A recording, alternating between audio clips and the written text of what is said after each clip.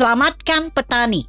Mereka adalah sumber daya yang menghidupi manusia, yang juga mereproduksi manusia menjadi makhluk yang bermartabat dan berguna bagi nusa dan bangsa. Dari dulu hingga kini belum ada sejarah buruh, nelayan, dan petani Indonesia yang makmur dan sejahtera. Yang ada, mereka hanya ditunggangi untuk memenuhi kotak suara saat orasi pemilihan umum yang dibalut dengan obral janji berupa kesejahteraan dan kemakmuran.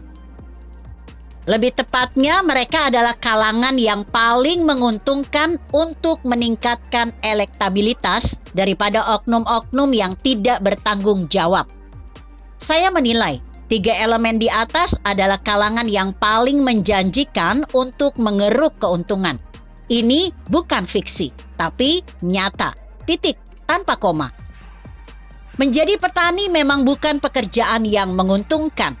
Hal ini semakin jelas dengan konotasi dari waktu ke waktu yang menganggap bahwa petani bukan profesi yang menjanjikan dalam jangka panjang. Selain persediaan musim yang harus disesuaikan, petani dianggap sebagai pekerjaan yang rendah. Bisa disebut petani termasuk komunitas pekerja keras dan serabutan. Padahal dalam kehidupan sehari-hari, kehidupan kita lebih banyak ditopang oleh produktivitas petani. Kebutuhan swasembada seperti padi, jagung, dan material pokok lainnya dari mana lagi kalau bukan dari para petani?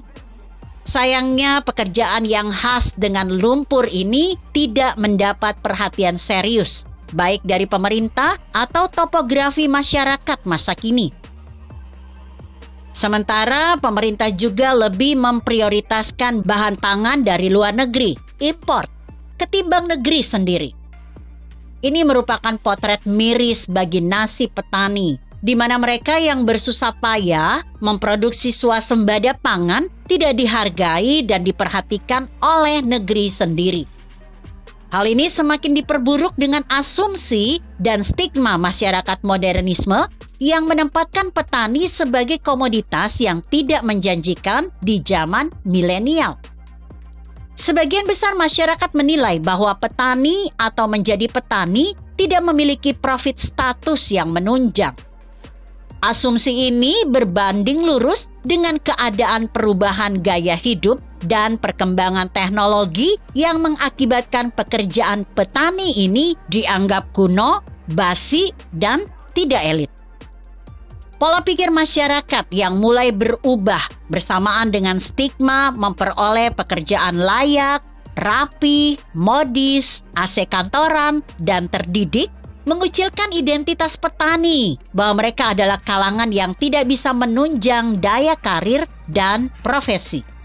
Pemikiran ini semakin kentara dengan stigma paradigma milenial yang mulai mengedepankan pekerjaan harus pekerjaan yang menunjang status terpandang, karir menjulang, dan identitas terhormat.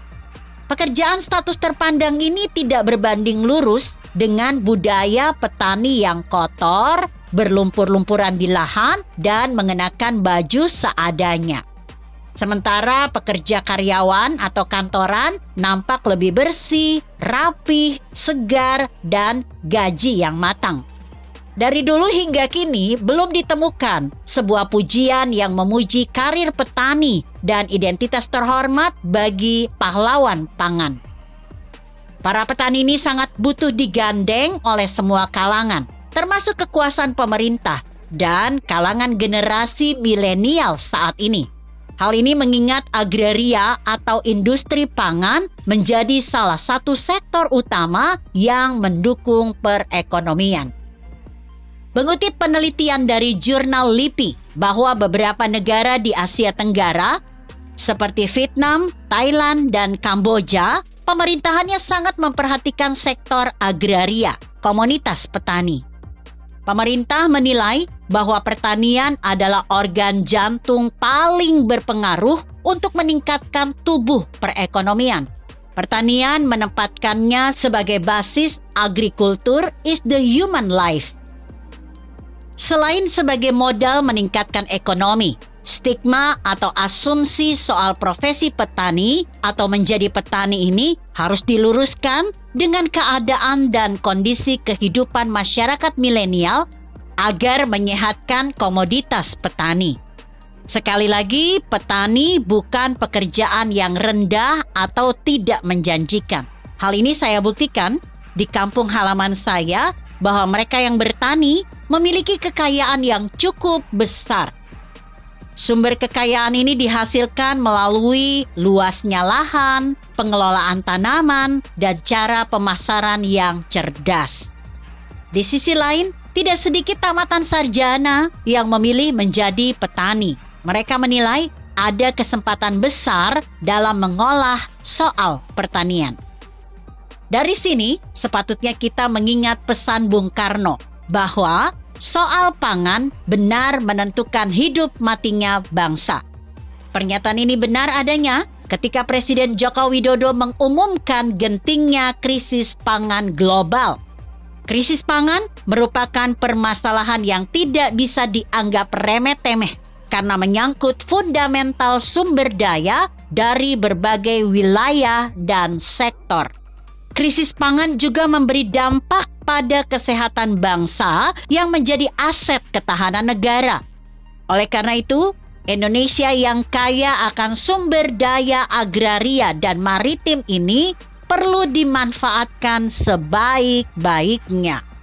Pemanfaatan ini butuh gebrakan secara masif untuk lebih memberdayakan potensi dan kesejahteraan petani sebelum mereka memilih tutup kaki dan tangan alias mogok yang bisa memperkeruh kehidupan nusa dan bangsa Indonesia. Petani menentukan akal sehat bangsa. Apabila bangsa tidak memiliki akal sehat, maka mereka akan diombang-ambingkan dan dimanfaatkan.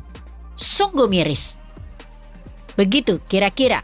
Artikel ini ditulis Muhammad Irham Maulana yang disadur dari Kompasiana.com dengan judul Gandeng Tangan Pahlawan Pangan.